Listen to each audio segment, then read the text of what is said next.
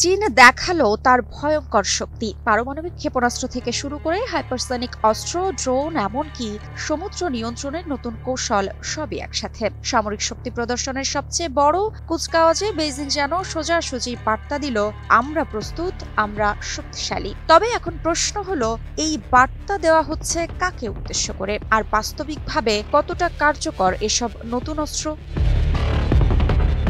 এসব নানা প্রশ্ন যখন ঘুরপাক খাচ্ছে বিশ্বমঞ্চে, তখন চীনের প্রেসিডেন্ট শি জিনপিং স্পষ্ট করে জানালেন, শুধু এশিয়া নয়, গোটা বিশ্বের জন্য চীন তৈরি করছে এক ভয়ঙ্কর প্রতিরোধ ব্যবস্থা। এই প্যারেডে প্রথমবারের মতো দেখানো হয়েছে নিউক্লিয়ার ট্রায়াড, অর্থাৎ স্থল, সমুদ্র আর আকাশ থেকে একসাথে পারমাণবিক হামলার ক্ষমতা। তাহলে কি চীন বিশ্বের সবথেকে ক্ষমতাধর রাষ্ট্রে পরিণত হতে চাইছে? তবে সর্বশেষ সংস্করণের আন্তঃমহাদেশীয় ক্ষেপণাস্ত্র DF-5C, যার পাল্লা প্রায় 20,000 কিলোমিটার, অর্থাৎ প্রায় গোটা বিশ্বই এর নাগালের মধ্যে। এই ক্ষেপণাস্ত্র যদি সফলভাবে যে কোনো আগ্রাসী সময়ে ব্যবহার করা যায়, তাহলে গোটা বিশ্ব থাকবে চীনের হাতের মুঠোয়। আর ট্রাম্পের জন্যই এটাই হতে পারে আরেকটা মাথা ব্যথার কারণ। এদিকে চীন এবার শুধু কাগজে কলমে শক্তি দেখাচ্ছে না, সমুদ্র দখল কৌশলেও স্পষ্ট করেছে। টর্পেডো আকৃতির নতুন ড্রোন, সঙ্গে হাইপারসনিক ক্ষেপণাস্ত্র, যা মার্কিন নৌবাহিনী বা মিত্রজোটের জাহাজকে দক্ষিণ চীন সাগরে ঢুকতেই বাধা দেবে। সিঙ্গাপুর ভিত্তিক নিরাপত্তা বিশ্লেষক জেমস স্টার বলেছেন, এগুলো যুক্তরাষ্ট্র ও তার মিত্রদের জন্য মারাত্মক চ্যালেঞ্জ। অর্থাৎ চীনের এসব অস্ত্র যুক্তরাষ্ট্রের ঘুম হারামের কারণ হয়ে দাঁড়াচ্ছে।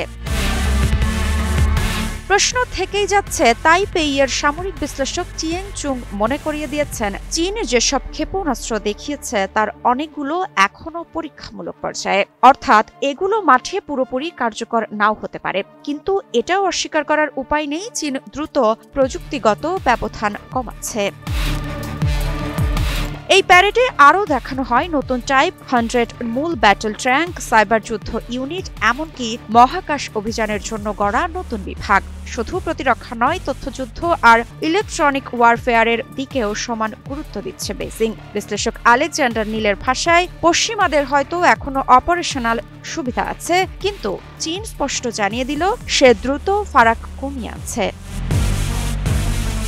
এতক্ষণে হয়তো বুঝতে পেরেছেন, চীনের এই মহড়া কেবল সামরিক শক্তির প্রদর্শন নয়, এটা এক ধরনের রাজনৈতিক বার্তা, মার্কিন যুক্তরাষ্ট্র, জাপান সহ প্রতিবেশীদের উদ্দেশ্যে কঠিন হুঁশিয়ারি, আর ছোট দেশগুলোর কাছে আমরা তোমাদের রক্ষক ভাবমূর্তি গড়ার প্রচেষ্টা।